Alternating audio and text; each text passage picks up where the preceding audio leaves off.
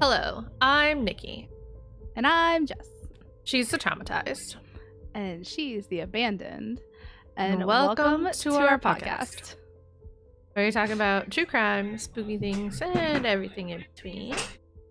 And today we're going to be flipping it back around and talking about some spooky stories. Spooky things. Which I'm really excited. Haunted areas. I'm excited. Areas.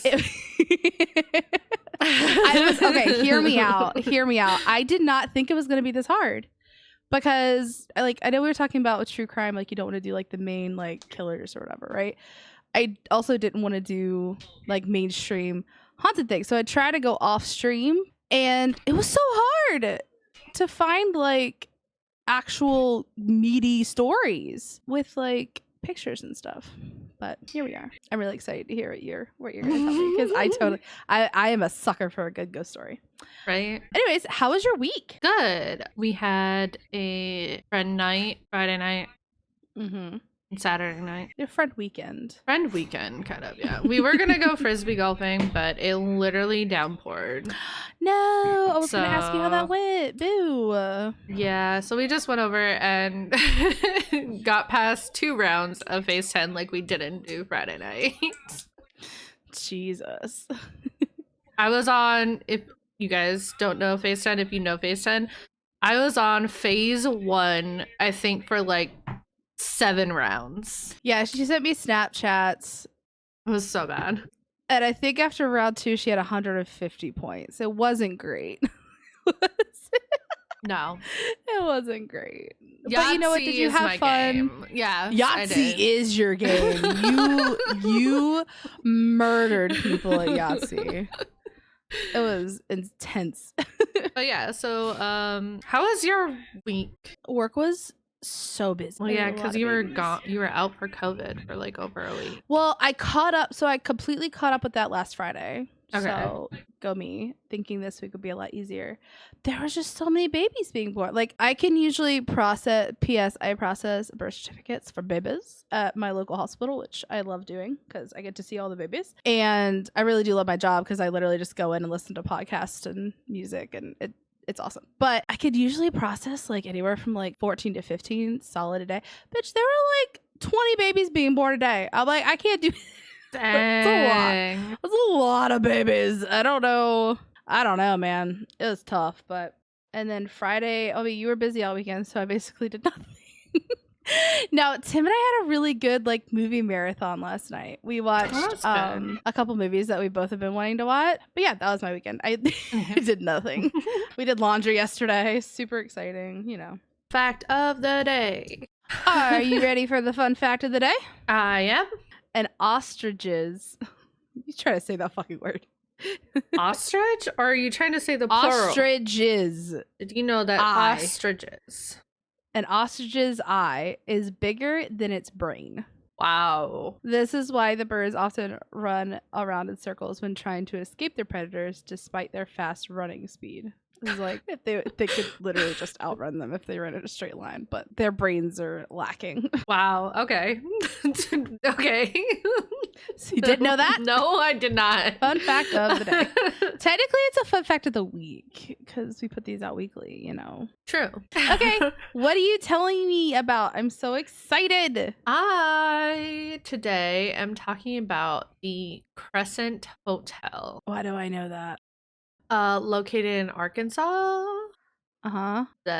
Anything else you know about? Nope. I've heard of the name. That's literally like I should know it. I mean, I messaged the name to you. Maybe. So just to make sure we weren't doing the same thing. Yeah, that's true. Maybe that was it. I thought it. Okay, I'm ready. Let's go. You ready? Okay. So Crescent Hotel is located in Northwest Arkansas within the Ozark Mountains. Sits a historic Victorian town called Eureka Springs. Okay. Eureka Springs has welcomed visitors for hundreds of years because of its more than 60 natural occurring springs in and around the downtown area, believed to have healing abilities.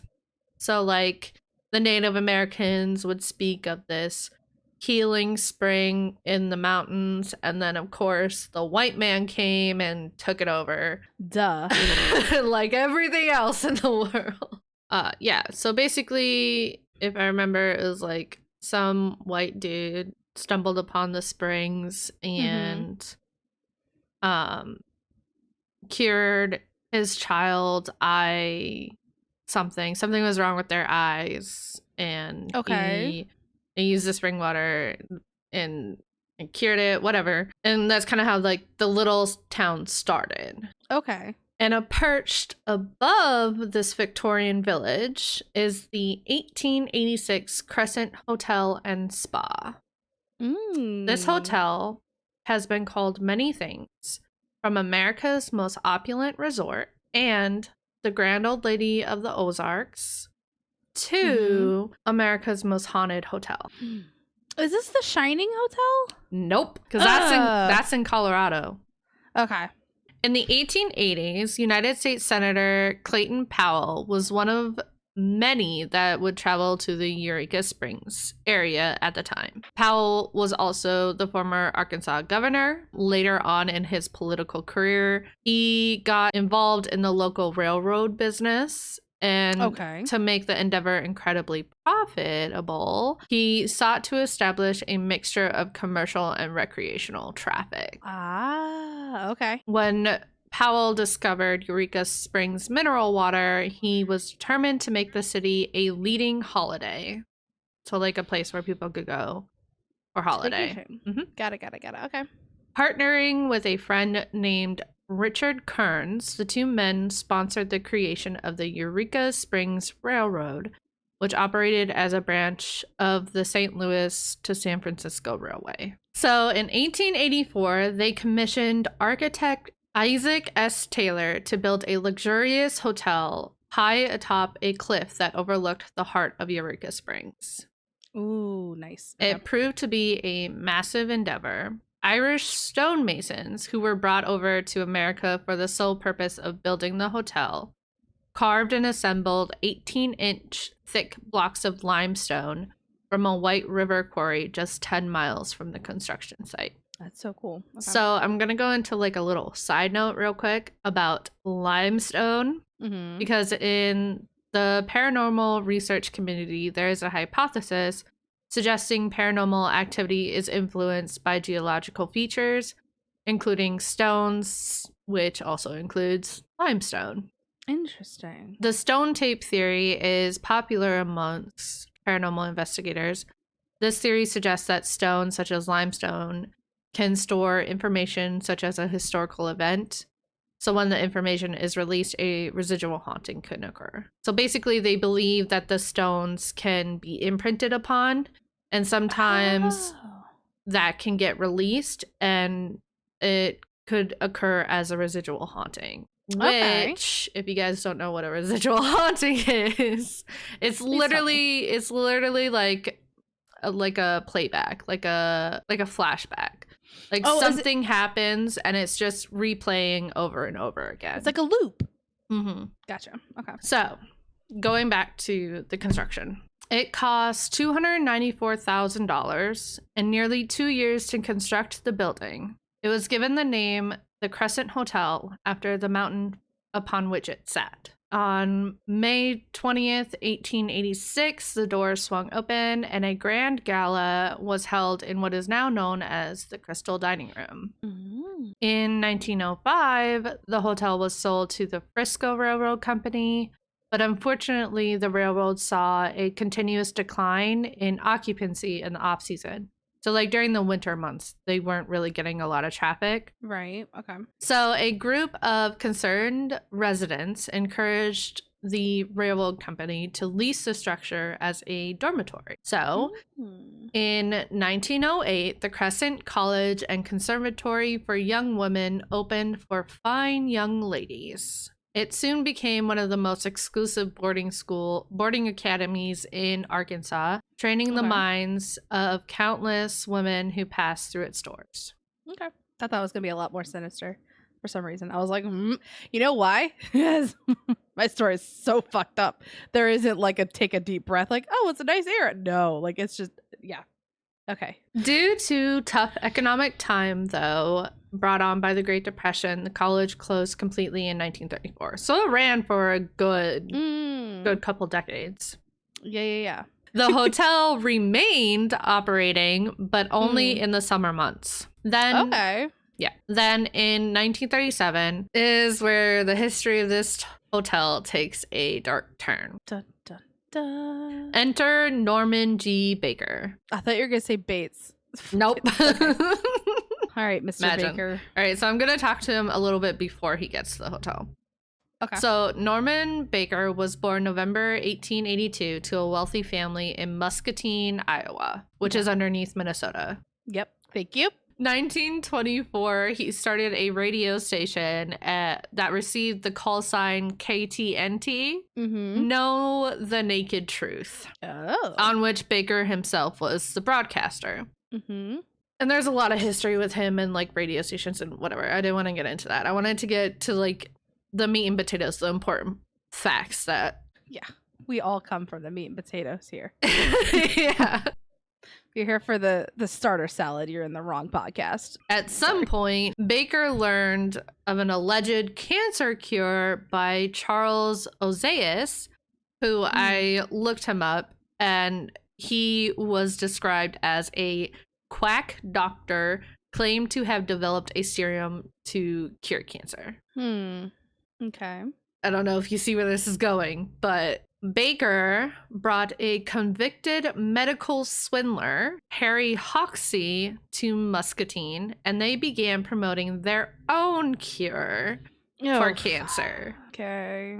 By 1930, Norman Baker was operating the Baker Institute in Muscatine and advertising the clinic on the air, so on his radio station. The very expensive cure for cancer and other diseases, as requested, consisted of injections of a mix of common substances, including corn silk, watermelon seeds, clover, water, and carbolic acid. What?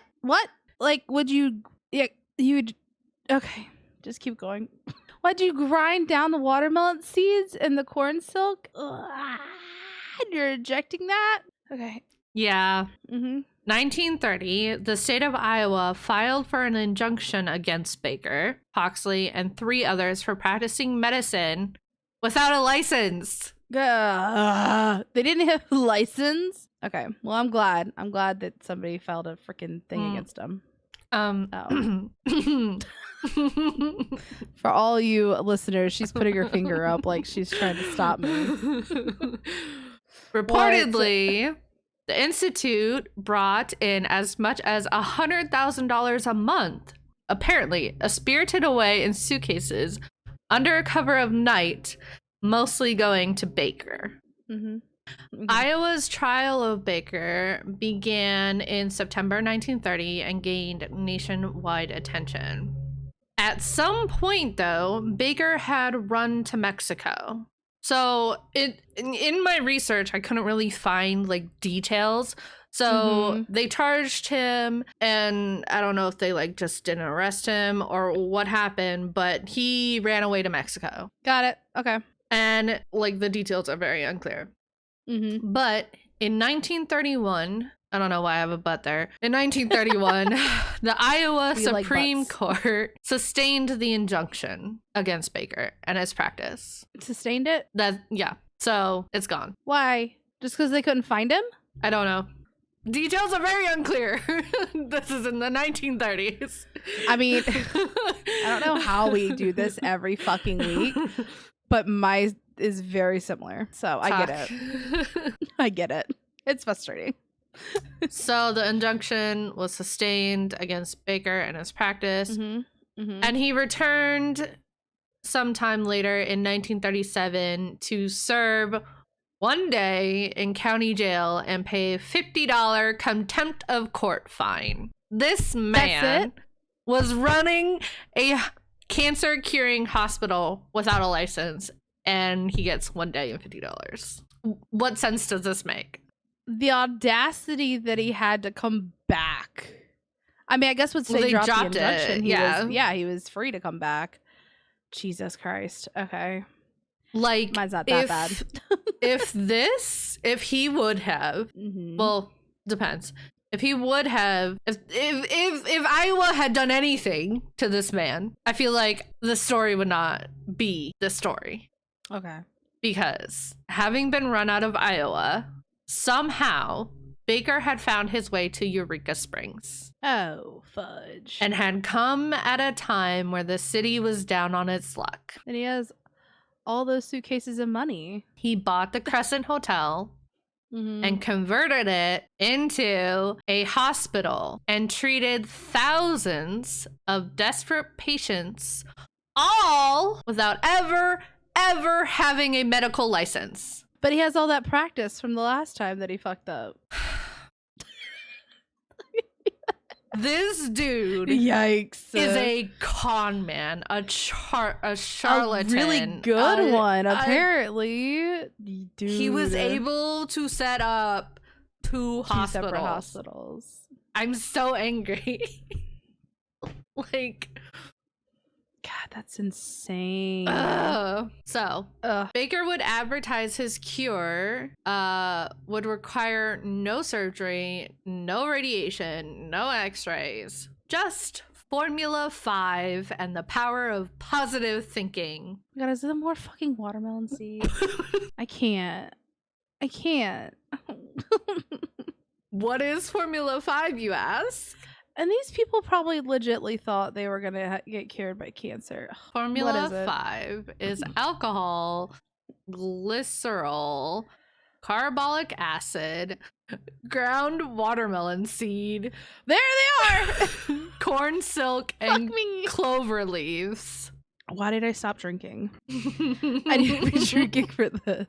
Dude, I mean, I don't want to, there is no, to be fair. I kind of want to look up what is in chemo, because actually what is in chemo literally attacks like enzymes inside the cancer cell's DNA, helps them divide and grow. Like the shit that's actually in chemo is nasty. I mean, that's why it does. I mean, my grandmother, she had just finished her chemo treatments of 6 months, and she said that the radiation can stay inside of her body for up to like 3 more additional months. And like she has to use she has to use a different bathroom than my grandfather, because when she goes to the bathroom, there's so much radiation in it, they don't want it to cross-contaminate to my grandma. Like, it's like chemo's fucked.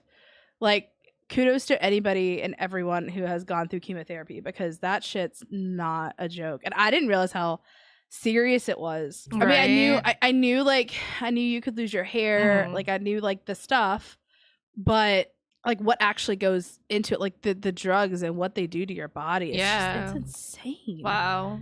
It's crazy. Anyways. Okay. They're not watermelon seeds. Formula 5. It was administered by injection at the supposed site of the cancer. So, like, wherever the cancer was, it would be injected up to 7 times a day. 7? Okay. Okay. I'm uncomfortable. And as any person with a brain would guess, it does absolutely nothing. Right. Yep. So many perish while receiving Baker's hopeless therapy. I could not find anywhere numbers, but I can only imagine. Yes. And legends persist that some of their spirits still haunt the building. I'd imagine. So, also, side note, obviously it was a hospital. So what does every hospital have? A morgue? So there's a morgue. And it's said that Baker, performed the autopsies himself. On an autopsy table that is still in the hotel today. That's so crazy. And he kept numerous body parts in jars. I'm uncomfortable. Oh, you're about to be way more uncomfortable. All right. Here's the part that will make you uncomfortable. Oh, we haven't gotten there yet. Okay, cool.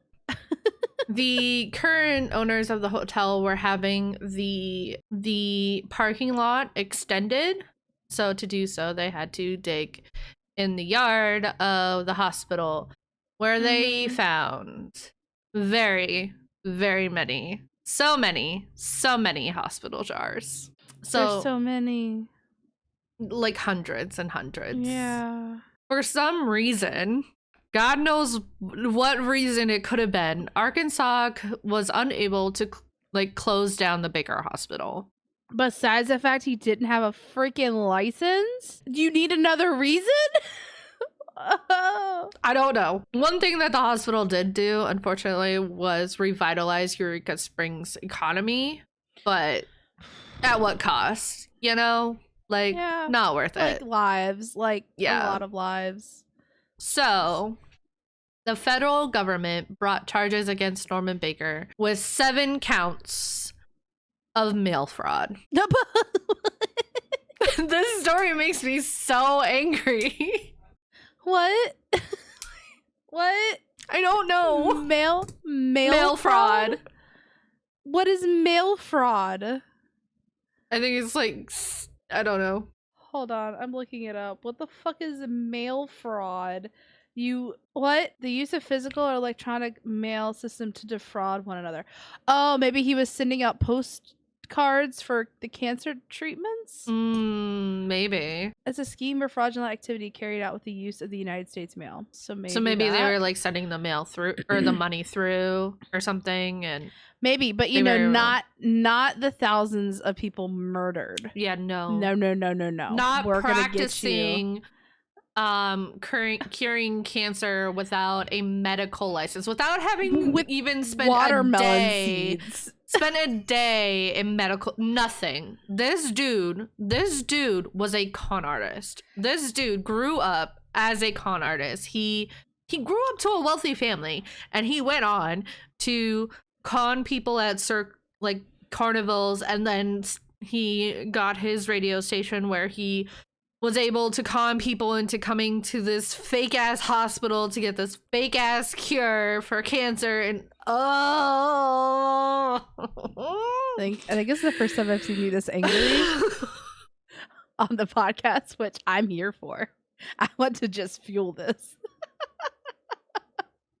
Anywho, so they got him with mail fraud, and he was sentenced to 4 years of jail and $4,000 restitution, and served his time at Leavenworth. How long? Sorry, I know you just said it. 4 years. Jesus Christ. Okay. Okay. Over the next few decades, the hotel underwent a period of fluid ownership, experiencing cycles of prosperity and hardship. But in 1997, Marty and Elise Ronig, I hope I say that right, purchased the business and began renovations that saw the building restored to its former glory. So they relaunched it as the 1886 Crescent Hotel and Spa. So that's why it has like 1886, because they basically restored it as a historic hotel rather than a modern. Well, I'd say it's like a healthy mix of modern and historic. So they've put like modernist, like not necessarily modern like conveniences in, but they still kept a lot of the historical aspect to it. Okay. So its grand Gilded Age charm still exists, and the U.S. Department of the Interior listed it on the National Register of Historic Places. So if you want a historic hotel to go to, let's say this was it. Go there. But if you want to go there, I suppose you kind of want to know like if it's haunted or not, right? I guess that's why we are here. So let's talk about it. Room 218 has been considered one of the most active rooms in the hotel. It is said that after the skeleton frame of the hotel had been constructed in the 1880s, one of the Irish stonemasons plunged to his death in what is now known as Room 218. Whether he slipped or something else happened, he fell to his death. Okay. Employees refer to this entity as Michael. Guests have witnessed hands coming out of the bathroom mirror, cries of a falling man in the ceiling, and the door opening, then slamming shut, unable to be opened again. Okay. The Crystal Dining Room. Many employees have encountered playful spirits in Victorian dress here.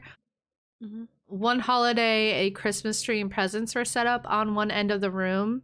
And while the dining room was closed, it seems as if the tree and presents moved mysteriously on their own to the other side of the room. Mm-hmm. Another time, employees returned in the morning to find the dining room in perfect order, except for menus scattered all over the room. Menus? Menus. Okay. Like dinner menus. Yeah. A waitress looked into the huge mirror between the doors from the dining room to the kitchen and saw a man and a woman in Victorian garb, like facing each other as if they were at a wedding. The groom turned and made eye contact with the waitress, and then the couple faded away. The waitress quit her position shortly after that. Yeah, I can understand why. Another thing commonly reported paranormal activity in the Crystal Ballroom or Crystal Dining Room is a man in Victorian clothing sitting at a table near the window saying, "I saw the most beautiful woman here last night and I am waiting for her to return." Many have recounted seeing apparitions in Victorian ball attire dancing around the room during the wee hours of the morning while the room is still closed and dark. Okay. The hotel kitchen attached to the dining room. A hotel cook, while slicing and dicing vegetables one morning, looked up and saw a little boy with pop bottle glasses, dressed in old-fashioned clothing and knickers, skipping around the kitchen. He also claimed on a different morning he flipped on the lights to begin the day's preparations when some or all of the pots and pans came flying off their hooks. So that's some poltergeist shit right there. Not today, Satan. Room 419 is another one of the more popular rooms. Speaks of a resident ghost named Theodora that haunts the room and the hallway outside. On many occasions, guests have reported that their personal belongings were neatly arranged and placed on their bedroom bench. So, like, basically, this ghost is claimed to have, like, cleaned up areas and stuff. Yeah. Okay. The flickering of lights on the tableside lamps and slamming doors are one of several common occurrences in this room. Visitors have also cited Theodora, like, outside her room, trying to get in, basically. Like, oh, she's like it looks like she's looking for her keys to get in to her room. Yeah. Visitors who have cited Theodora describe her as an older woman, and she's often seen as translucent. Okay. Some believe she may have been a nurse while the building was a hospital, but others believe that she may have been one of Baker's victims that was looking for a cure and didn't. Okay, hear me out. Which one would be worse? Exactly. Because if you're a nurse and you're working under him, like, you have to know. I mean, maybe they didn't. Well, like, that's the thing. Like, if this happened in the 1880s when the hotel was built, I would be like, that could be believable, you know? But this is 1930 that this man came and did these ridiculous things, which I guess we still, in 1930, we didn't know much about it. But at the same time, like, I feel like, I don't know. I don't know. Anyway. Next. Girl in the Mist. Ooh, okay.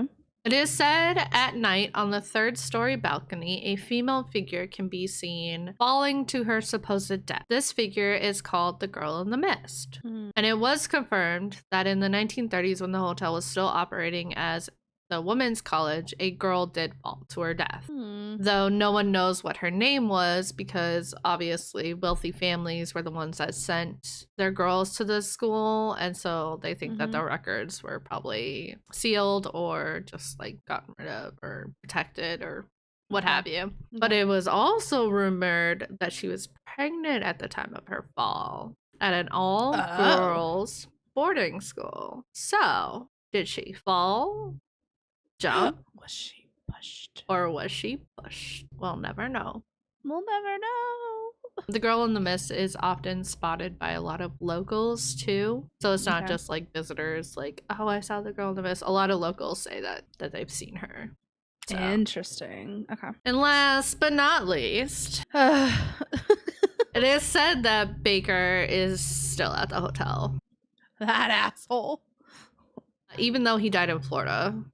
Okay. Yeah. But like, I've been watching a lot of spooky shows, and they say like that the apparitions can like go back to where a place would like mean the most to them, which I didn't know. He has been seen in the hotel lobby, dressed in his all purple getup. So this man, let me tell you, he was very extravagant in his wardrobe. So like he would buy like he would wear like really fancy clothing, and the color he chose was purple, and it pisses me the fuck off. Why does that upset you? I don't understand. My color. That's my favorite color, and he.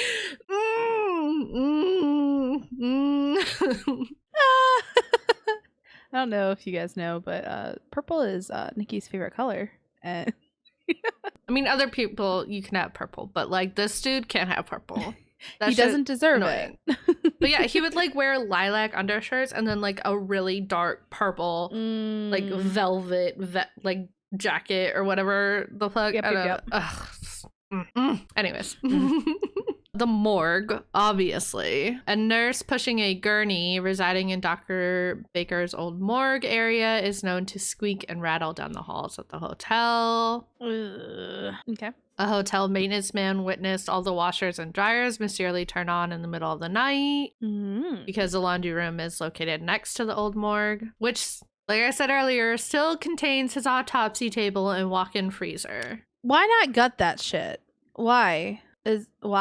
Maybe for like history reasons, like for tours and shit. Oh yeah. But, like, and actually the show Ghost Hunters, which is different from Ghost Adventures. Ghost Hunters is very much scientific. They bring in all the instruments. They more, when they have experiences, they're going in there to disprove them, to basically to authenticate. So I watched their episode on the Crescent Hotel, and in the earlier seasons is they kind of have like two places in one episode. So it's only like the first 20 minutes was dedicated to the Crescent Hotel. And they really didn't like find a lot of evidence except for this one thing. They captured a full body apparition on thermal camera. Ooh. And they went back like the next day and they tried to recreate it. So basically this thermal camera that they were holding, it was pointed at a locker. And the locker had just like a number 2, like one of those stenciled numbers on it. And in the thermal camera, it looks like a full body apparition, but it's not hot like a human. So you see the outline, but it's not it's not red like if you would see a human through the thermal camera. Right. But the 2 is heated up. Just the 2 is heated up while this like apparition is like in front of it. Very interesting. So they went in and they tried to recreate it. Or maybe it was a reflection of you while I was holding it. And so they try to recreate it, and it's not a reflective surface. So it didn't reflect. And then so how they tried to recreate the 2 is he like put a handprint on it for like a few minutes, took it off, but it didn't look like just the 2 was heated up. It looked like a handprint. So like they really could not disprove it. So therefore they called it evidence.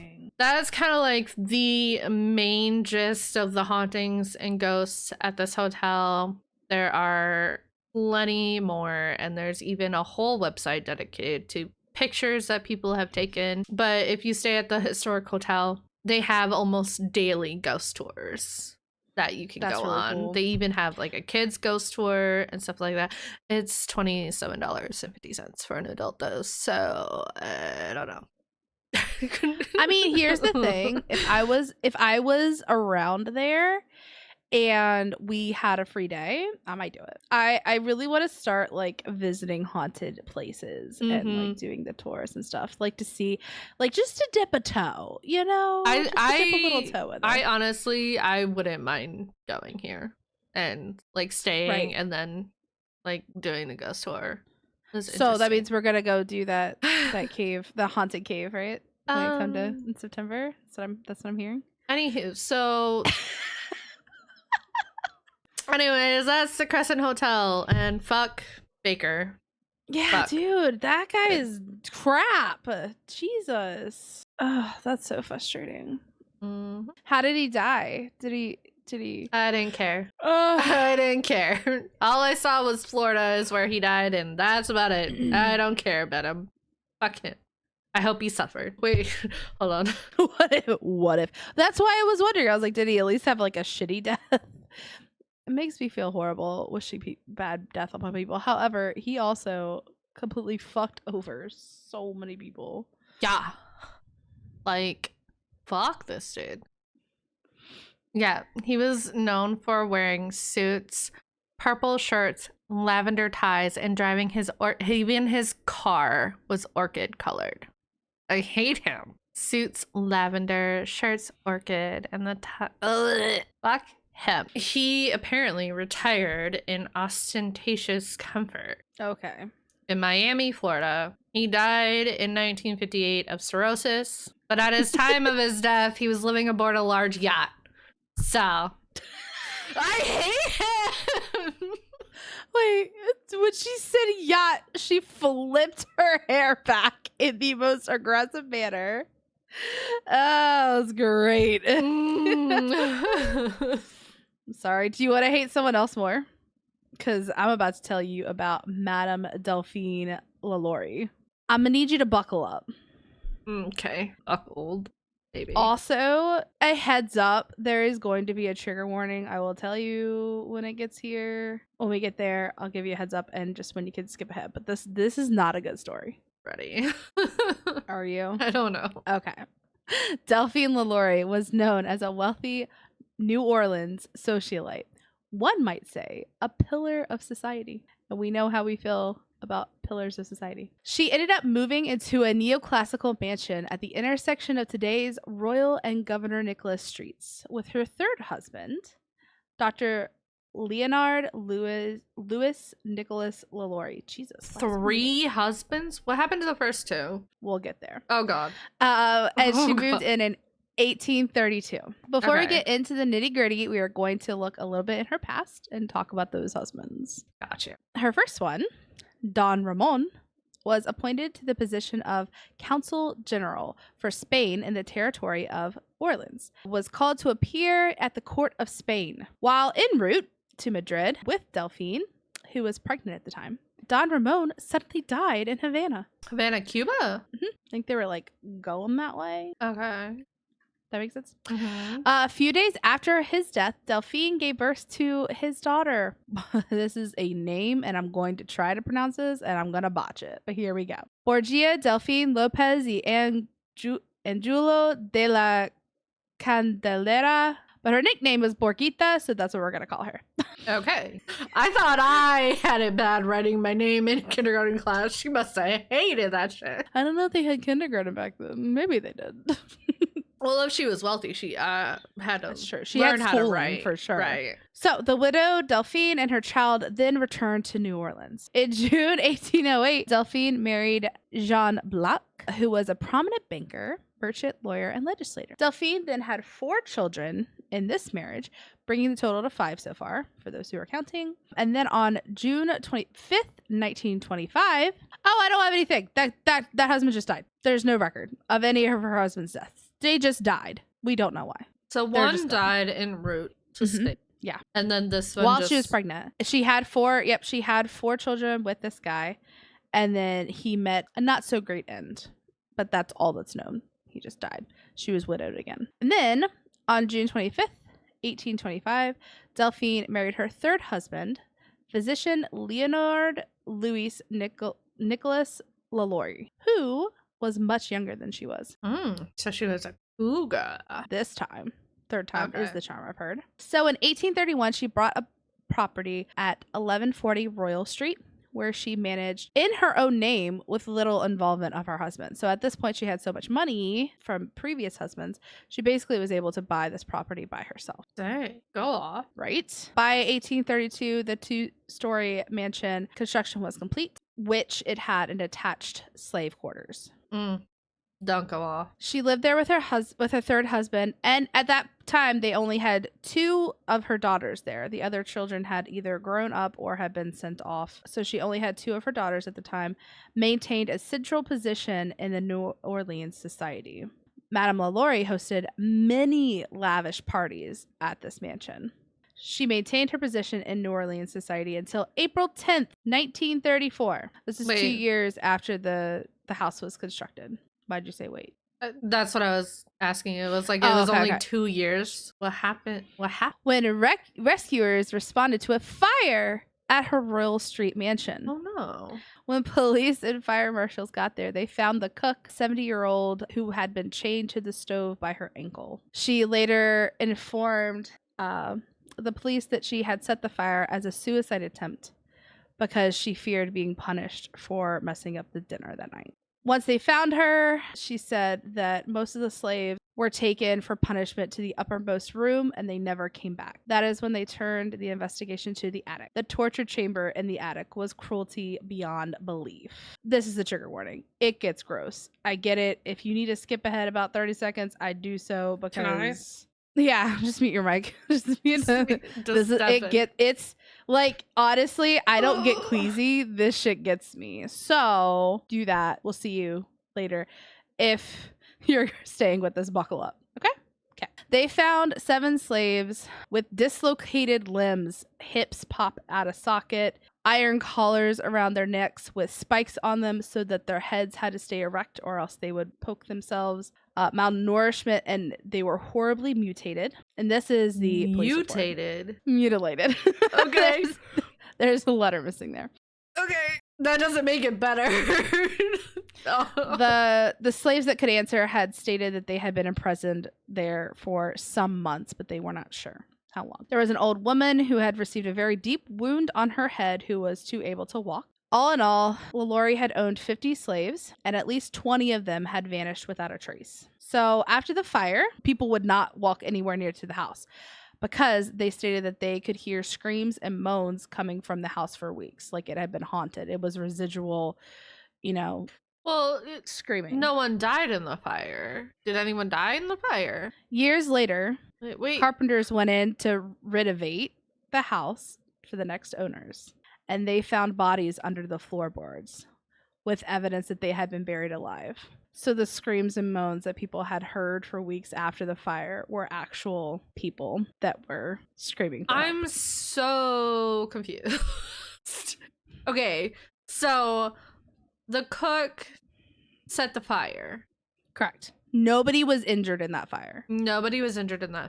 Did they, was she jailed? Was she taken out of the house? No, we're going to get through all the gross stuff, and then I'm going to tell you the aftermath. Okay. Because, are you talking about Lalaurie? Was Lalaurie jailed? Yeah. These were her slaves. So, after the fire, she just went back to the house. We'll get there.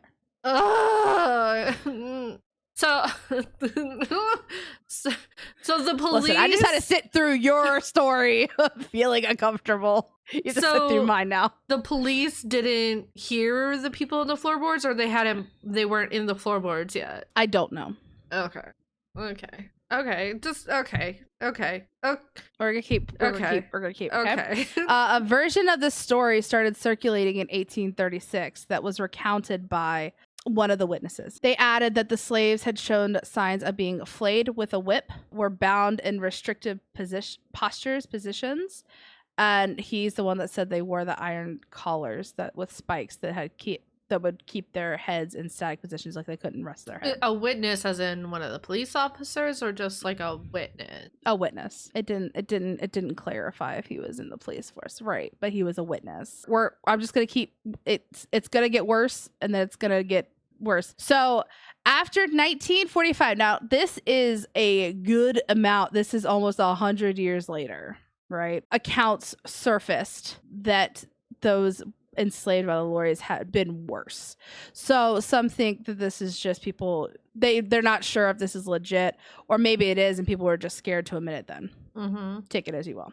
This is where it gets nasty. It alleged that Lalaurie had a sadistic appetite, seemed to never have been appeased until that she had inflicted on one or more of her black servants some hideous form of torture. It claimed that those who responded to the 1834 fire had found male slaves stark naked chained to the wall, their eyes gouged out, their fingernails pulled off by the roots. Others had joints skinned and festering, great holes in their butts where the flesh had been sliced away, their ears hanging by shreds, and their lips sewn together. Intestines were pulled out and knotted around naked waists, and there were holes in skulls. You're not a rough stick had been inserted to stir the brains. I'd like to leave. It's the stirring of the brains for me. That's not the intestines worn like a stylish belt.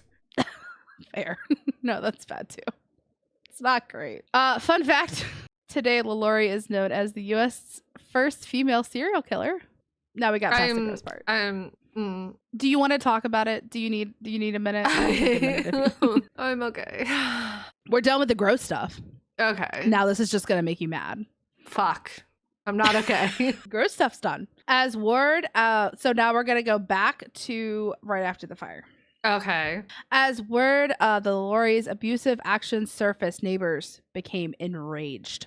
Right. According to the Bee, which is a local newspaper, a crowd of 4,000 people gathered at the mansion. Good. Neighbors ransacked the mansion and destroyed what was left of the burned mansion. Now, here's my question. Why didn't they hear the people under the floorboards? Well, you said that they did. Like, people avoided walking next to them. Yeah. Fair. It's the bystander effect. Yeah. Well, they thought it was haunted. But they didn't think there were people left in the building. Oh. They were hidden underneath the floorboards. They thought, okay, so here we go. That was my question earlier. So when the fire happened, they made everyone leave, correct? The Lalauries fled to Paris. After the fire? They let them leave? They didn't let them leave, they fled. So the Lalauries, after the fire destroyed a lot of the house, they fled. At that point, the rumors started circulating about how absolutely horrible Lalauries had treated her slaves. Neighbors became enraged, came to the house and destroyed what was left of it. But the Lalauries had already gone at that point. Right. So the Lalauries fled to Paris, where Madame Lalaurie died in December 7th, 1849. No! What do you mean? What do you mean? I mean, she just died of natural causes. They were never able to arrest her.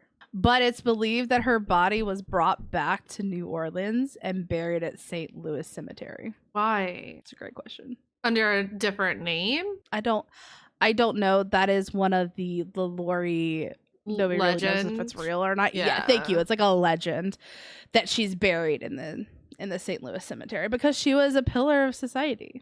For 2 years. She was there for 2 years. Who did absolutely horrible things to innocent people. Anyway, so the bad luck in this house did not end there. After the fire, because it is on a very prominent, the bones of the house, so to speak, were still valuable. So they rebuilt the house. It got converted into an apartment complex. And then a couple years after that, a tenant was murdered in the apartment complex. We will go into these in further detail. Okay. In the mid-19th century, the Lalaurie Mansion functioned as an all-girls school, where students often experience bizarre or random physical assaults, which we'll also go into more detail in a second. The Lalaurie Mansion today is stated as spooky and remains an iconic New Orleans landmark. It is one of the most haunted houses in New Orleans. So, some fun facts before we get into the ghosts. The Lalaurie Mansion and Delphine Lalaurie played a big part in American Horror Story franchise. The house was not used for filming. Nicolas Cage actually owned this house for a short period of time. Okay. Random. He ended up having to sell it because it was too expensive to upkeep. Oh, I bet. And the Lalaurie Mansion is widely considered one of the most haunted houses in New Orleans' French Quarter. Many people believe the ghosts of the former slaves are causing most of the hauntings. Duh. So, like I mentioned, I watched the show Portal to Hell, which is really good. Would recommend. But they're actually the only paranormal team that has been allowed to investigate this house so far. Wow. Which I thought was really cool. Yeah, I couldn't find any other like walkthroughs, even like ghost hunters. So a quick synopsis of that: while they interviewed the caretaker that is currently resides in the house, she stated the kitchen is always a extremely paranormal hotspot. They had a side door which would lead to the slaves' chambers, and it would randomly open and slam shut. It has a knob on it, so you're like, oh yeah, it's just a draft, it's an old house. Like, it has a knob that you have to turn to open, and it would be, you could see it, like she said, you could see it like turning and opening and slamming, like people were going in and out. Their electrician now refuses to go into the attic to do any work alone, because the last time he went up there by himself, he was hit on the back of the head, causing him to temporarily lose consciousness. And he has no recollection of like what hit him, only that he couldn't have like bumped his head on something and accidentally passed out. Like, he was standing still and he got hit on the back of the head. Wow. And so he won't go up there by himself anymore. During the investigation, they used 3D mapping, which is kind of cool because it was like similar to your story. Have you've seen 3D mapping? Where you could see the little stick figures? Stick figures. Oh, okay. Yeah. So I think there's a more whatever name, but they just kept referring it to like as 3D mapping. They saw, a small figure appeared sitting in a chair just randomly as they were in the kitchen, and when someone went to move beside it, it disappeared, but then it picked up the real person. And then they ended up switching people, and they're like, hey, just talking to the spirit, and it popped up again, like standing beside the chair, and it was definitely like it was a small child. Aww. One of the apparitions that are seen often is a little girl sitting on the roof in like a dress, like sitting on the edge of the roof, like she's about to jump, but she just sits there, and yeah. So sad. It is. Okay, so we're gonna talk about the dark entity within. Don't like that. No. 1894, a tenant who lived in the Lalaurie Mansion that was converted into apartments was brutally murdered in his own home. As I say, we're not gonna get gross. It was murder. It's just murder. It's fine. They found his belongings ransacked as if somebody had gone through them. So the police assumed it was a victim of robbery. However, nothing of value was found to be missing. One of his friends claimed that the person who had murdered was having problems with sprites in his house. Maybe that's supposed to be spirits. Like the little sprites that I literally took that off of a quote off of a website, but it would make more sense if it was spirits.